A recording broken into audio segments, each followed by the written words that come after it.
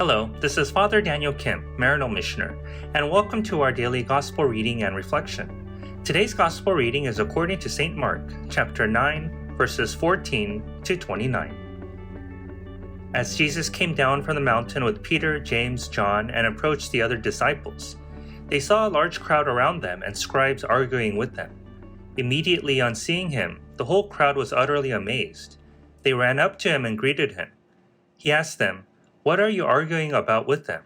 Someone from the crowd answered him, "Teacher, I have brought to you my son possessed by a mute spirit. Whatever it seizes him, it throws him down. He foams at the mouth, grinds his teeth, and becomes rigid. I asked your disciples to drive it out, but they were unable to do so." He said to them in reply, "O faithless generation, how long will I be with you? How long will I endure you? Bring him to me." They brought the boy to him, and when he saw him, the spirit immediately threw the boy into convulsions. As he fell to the ground, he began to roll around and foam at the mouth. Then he questioned his father, "How long has this been happening to him?" He replied, "Since childhood. It has often thrown him into fire and into water to kill him. But if you can do anything, have compassion on us and help us." Jesus said to him, "If you can, everything is possible to one who has faith." Then the boy's father cried out, "I do believe, help my unbelief." Jesus, on seeing a crowd rapidly gathering, rebuked the unclean spirit and said to it, "Mute and deaf spirit, I command you, come out of him and never enter him again." Shouting and throwing the boy into convulsions, it came out. It became like a corpse, which caused many to say, "He is dead." But Jesus took him by the hand, raised him, and he stood up. When he entered the house, his disciples asked him in private, "Why could we not drive the spirit out?" He said to them, "This kind can only come out through prayer." The Gospel of the Lord. Praise to you, O Lord Jesus Christ. What struck out to me in today's passage was how the mute spirit caused the boy to grit his teeth when encountering Christ.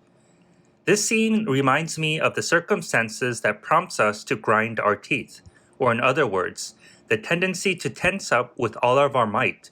One of the symptoms that we are in a state of resistance is teeth grinding, especially as we process negative thoughts and emotions when we are asleep. And the spirit who is causing the poor boy to grind his teeth can symbolize one's resistance to God's love. One way of looking at hell can be seen as a state where one's resistance to God's love is so total that there is no room for salvation, not because of God's doing, rather due to one's decision to completely reject and fight against God's perfect love and mercy. So let us be aware of the greatest sin we can commit, that is, believing that whatever sins we have committed are greater than God's mercy and love. Thank you for listening to today's Gospel reading and reflection. Please be sure to tune in again tomorrow. Have a blessed and wonderful day. If you enjoyed today's Gospel reading and reflection, please make sure that you subscribe wherever you're listening to podcasts.